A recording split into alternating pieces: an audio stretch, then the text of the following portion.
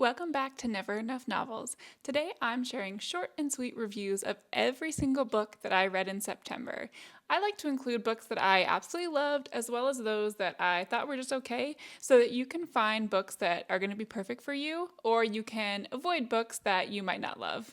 I have 9 books to share with you today, and they're a mix of romance and thrillers, as well as one more literary fiction book that I gave 5 stars. I included the link to Amazon down below in my description, so if you find any books that you're interested in, you can easily purchase those and help support this channel along the way. Plus, hit like on this video and subscribe so that you can get more book recommendations in the future. Let's dive into the books that I read in September. First up is Here for Now by Liane Moriarty, and this is the more literary fiction or general fiction book that I gave 5 stars to. She is back with another incredible, thought-provoking novel. When an older woman on a plane starts walking down the aisle and pointing to each passenger and predicting how old they'll be when they die and how they're going to die, it forces everyone on the plane to rethink their lives. This story is told in intermingling sections between the elderly woman and kind of the story of her life up to this point, mixed in with the present day passengers who were told they have less than a year to live. It was fascinating to read how each character dealt with the news differently and what changes they made in their lives as a result. This story will stick with me for a while. It's classic Liane Moriarty, and I think one of her best in recent years. I loved everything up through the end of the book, including the connections she made toward the end and how she wrapped up the story. Next up, we have a book that's perfect for fall called Haunted Ever After by Jen DeLuca. Now, Jen DeLuca is one of my favorite authors due to her Well Met series, which was like this whole romance series kind of set around a Renaissance fair. Unfortunately, this one didn't give me quite the same vibes. It was okay, but I ended up giving it just 3 stars. In the story, Cassie makes a rash decision to leave Orlando because she feels like she's kind of being left behind by all of her friends who are getting married and starting to have babies, so she's ready for a fresh start. When she finds out that the house she bought in Boneyard Key is supposedly haunted, she learns that this whole town is really into the ghostly tourism thing. She meets the owner of the local coffee shop, Nick, and he offers to introduce her to the town and all their spooky stories and help her track down the history of her own house. She wasn't expecting to find love, but maybe this ghost story can have a happy ending. I just didn't think this one was particularly engaging. I like the idea of a ghostly romance, but ultimately it didn't quite live up to her other books. Up next, I have Given Our History by Kristen Miller, and this was a 4-star romance. It also fits kind of the fall vibes that are great for this time of year due to its college setting, and it ends up being a romance between 2 professors. It's a second chance romance, so you get the dual timelines between what happened to these 2 decades ago versus how they're starting to interact again now. Clara and Teddy first met at a summer camp in the Blue Ridge Mountains, and they formed a connection due to their shared love of literature and music and history. Over the years, what started as friendship turned into something more, but they have not spoken in 10 years. Now, Clara is a history professor at a local college, and she is up for tenure when she discovers that a guest lecturer for the semester is none other than Teddy. She is forced to start interacting with him again, and we kind of slowly understand what happened all those years ago, but there is definitely still a connection between these 2. Clara quickly realizes how quickly she could fall for him all over again. This was a solid, kind of middle-of-the-road romance. I thought for second chance romance, which normally isn't one of my favorite tropes, it was actually pretty well done, so it's one that I'd recommend. Then we have The Paradise Problem by Christina Lauren. And honestly, no surprise here, but this is another great romance from them. Step into the world of billionaires with this fake dating romance. Anna and Liam got married out of convenience 5 years ago in order to get cheaper student housing, but they haven't seen or talked to each other in the past 2 years. Now he's back and he needs a favor. His insanely rich family still thinks they're married, and now his sister is getting married, and all of the family is expecting Anna to be at the wedding since she is technically still his wife.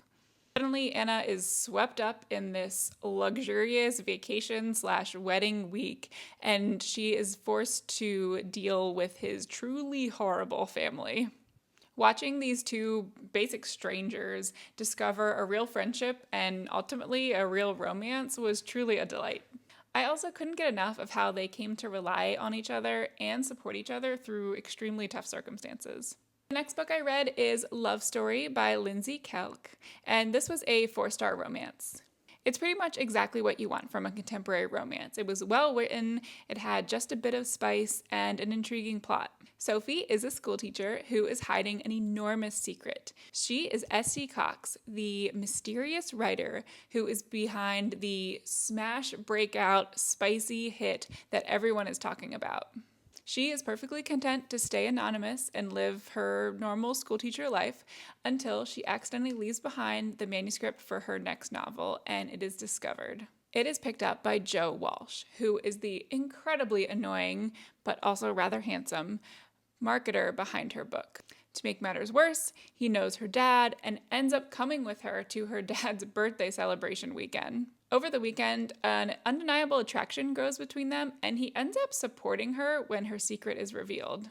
I loved both the main characters and the side characters in this one. Sophie's family was so fun, but also her relationship with them was definitely complicated and heartbreaking at times. The exploration of romance novels, especially spicy ones, and the stigma around them was also really interesting to explore through the lens of family.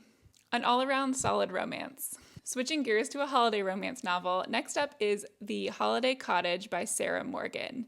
This might be one of my favorite books that I've read so far this year, and I know it's going to be a top contender for my favorite Christmas romance of 2024. My love for Sarah Morgan just honestly knows no bounds. She does such a fantastic job of focusing just as much on the female relationships as any potential romantic ones. This novel features 3 women, including a mother and daughter who are running their own winery, and the event planner who has been helping them along. All of them are struggling in different ways, but through each other they find connection and forgiveness and ultimately love.